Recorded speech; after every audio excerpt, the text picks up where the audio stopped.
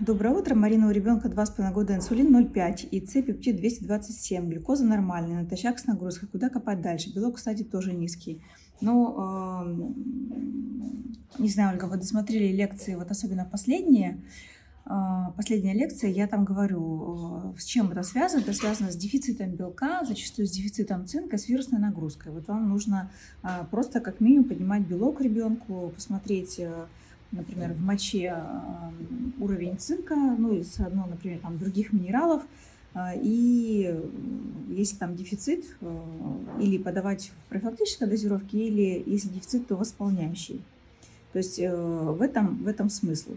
Но профилактически вам нужно понимать, что это тот ребенок, которого нельзя нагружать углеводами простыми, да, то есть вот какой-нибудь там сладкой кисломолочкой и так далее. То есть все равно вот этот вот формат питания такой с отсутствием простых углеводов или с его как бы редкими появлениями, это вот для вашего ребенка подходит. Добрый день. Скажите, пожалуйста, на протоколе восстановления ЖКТ ребенку 8 лет с одновременной работой по устранению дефицита белка я использую хлорофилл, алоэ, репейник, папайю, пептовид, смартмил, наш бифидофилус. Но из-за того, что у нас длительный избыточный грибковый рост, дрожжи в кале, часто повышено газообразование. Я знаю, что нельзя входить в противогрибковый протокол при дефиците белка и при дефиците железа. Но могу ли я хоть как-то приостановить рост кандиды и патогенов на этом этапе? Конечно, можете. Вы просто добавляете, например, в эту схему паударка. И все. То есть 8 лет спокойно это можно сделать без проблем. То есть порочного круга как раз и не будет. То есть вы его немножко разорвете, а потом дальше поднимете белок и уже пойдете в противогрибковую программу. Пытаюсь выяснить, что дает повышенное газообразование при нормальном питании. Возможно, стоит вообще исключить фрукты, но боюсь, ребенок не сможет эффективно придерживаться диеты low FODMAP, да, то есть это вот как бы диета с ограничением. Ну, я бы так сказала, что я бы фрукты все-таки не исключила, может быть, а ограничила, то есть можно посмотреть, на что такая реакция большая, или, может быть, все-таки предложила больше ягод.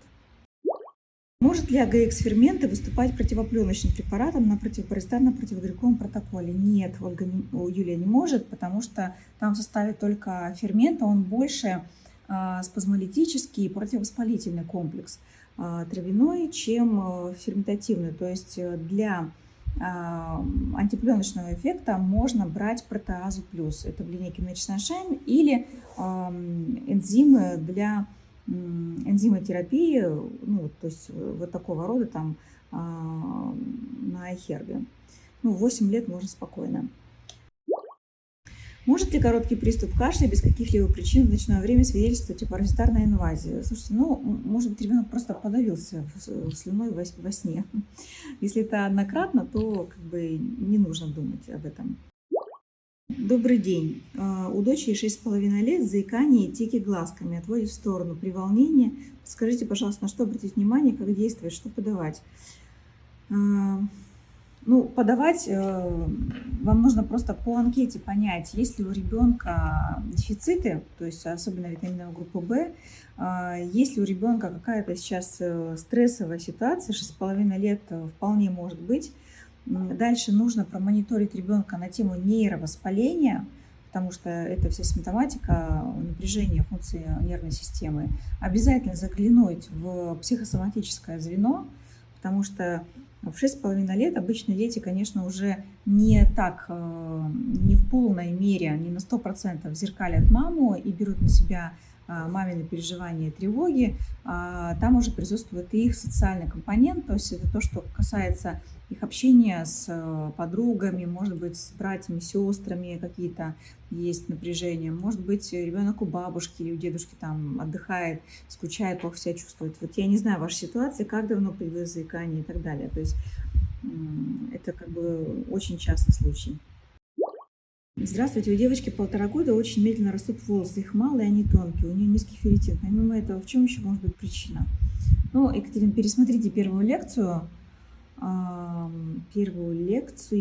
нашего курса «Мама лучший доктор», потому что там как раз мы говорили, что это признаки еще и проблем со щитовидной железой и йододефицита.